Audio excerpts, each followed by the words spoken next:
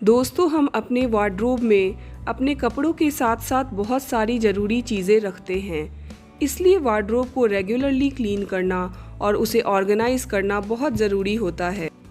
ऐसा करने से वार्डरोब में सामान का ढेर नहीं लगता और हम कोई भी सामान या कपड़ा आसानी से ढूंढ पाते हैं।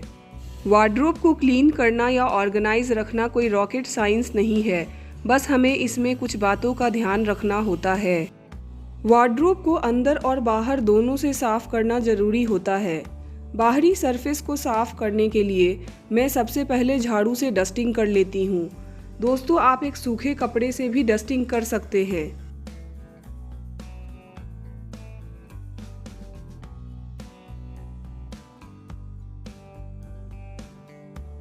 डस्टिंग के बाद बाहरी सरफेस को एक हल्के गीले कपड़े से पोंछना चाहिए। वार्डरोब को साफ करते वक्त बहुत ज़्यादा गीला कपड़ा या कोई खास डिटर्जेंट यूज़ नहीं करना चाहिए।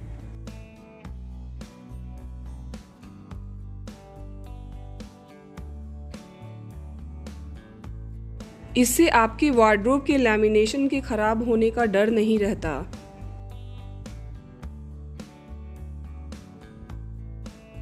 दोस्तों, अब मैं आपको वार्डरोब के अंदर की क्लीनिंग और ऑर्गेनाइजेशन दिखाती हूँ। इसमें पहला स्टेप है वार्डरोब को पूरी तरह से खाली करना। जब भी मैं वार्डरोब क्लीन या ऑर्गेनाइज करती हूँ तो सबसे पहले मैं वार्डरोब को पूरी तरह से खाली कर लेती हूँ। इससे वार्डरोब को साफ करना काफ़ी आसान हो जाता है और इससे हमें ये भी आइडिया हो जाता है कि हमें कौन सा सामान कहाँ रखना है। चलिए अब हम अंदर की सफाई देखते हैं। दोस्तों, अगर आप वार्डरोब के अंदर किसी भी तरह के लाइनर या पेपर का इस्तेमाल करते हैं तो आपको सबसे पहले इसे हटा लेना चाहिए। इससे इंटरनल सरफेस को क्लीन करना आसान हो जाता है। मैं यहाँ भी सबसे पहले झाड़ू से डस्टिंग कर लेती हूँ। उसके बाद एक हल्का गीला कपड़ा लेकर मैं सारे सरफेस को अच्छे से पोंछ लेती हूँ।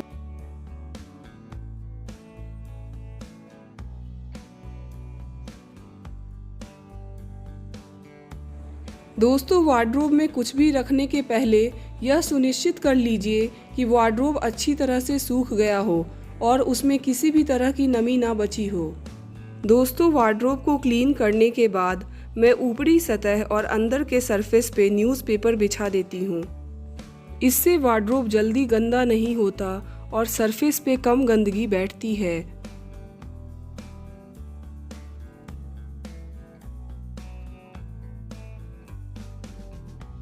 दूसरा स्टेप है गैर ज़रूरी चीज़ों को वार्डरोब से हटाना। कई बार जो चीज़ें ख़राब हो जाती हैं या जो कपड़े हमें नहीं आते, हम उनको भी वार्डरोब में रखते हैं। हमें ऐसी चीज़ों को वार्डरोब से निकाल देना चाहिए। तीसरा स्टेप है सामान को ऑर्गेनाइज करना। जैसे इस सेक्शन में मैंने अपने वेस्टर्न ड्रेसेस जैसे जीन्स और टॉप रखे हैं। इस वाले सेक्शन में मैंने कुर्ते, लेगिंग्स और पैलाजोज रखे हैं। इन कपड़ों को मैं स्टैक लगाकर रखती हूँ जिससे ये ऑर्गेनाइज्ड लगते हैं। इस सेक्शन में मेरे रोज़ के कपड़े होते हैं जो अभी काफ़ी कम हैं क्योंकि काफ़ी कपड़े अभी सूख रहे हैं।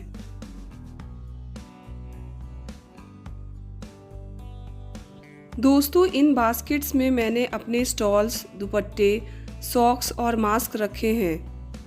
ऐसा करने से इन छोटी छोटी चीज़ों को ढूंढना काफ़ी आसान हो जाता है।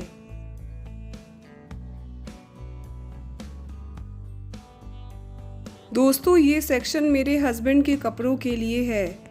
ऐसे शर्ट्स जो वो ज़्यादा यूज़ करते हैं मैं उनको हैंगर में लगा कर रखती हूँ। बाकी के शर्ट्स और ट्राउज़र्स मैं इस बैग में रखती हूँ जिसे मैंने लोकल मार्केट से लिया है। ये पर्टिकुलर सेक्शन मेरे हस्बैंड के ज़रूरी सामानों को रखने के लिए है। इस सेक्शन में मैं सारी ज़रूरी दवाइयाँ रखती हूँ। यहाँ मैं बच्चों की ज़रूरी दवाइयाँ रखती हूँ। दोस्तों, इस सेक्शन में मैं कुछ कॉस्मेटिक प्रोडक्ट्स, क्रीम्स, ऑयल और सोप रखती हूँ।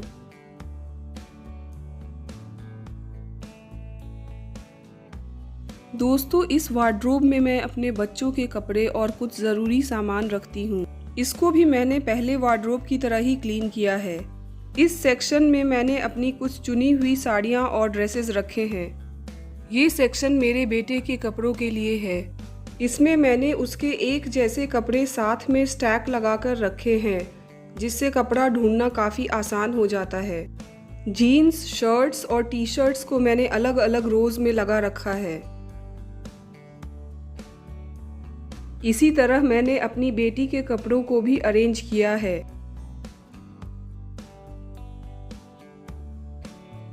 इस पर्टिकुलर सेक्शन में मैंने बच्चों की रिजर्व स्टेशनरी, अम्ब्रेला और अपनी डॉटर का बैग रखा है। सबसे नीचे के सेक्शन में मैंने बेडशीट्स, हल्के ब्लैंकेट्स और डाइनिंग कवर्स स्टैक लगा के रखा है। दोस्तों, अगर आपको मेरा वीडियो अच्छा लगा तो इसे लाइक, कमेंट, शेयर और सब्सक्राइब ज़रूर करें।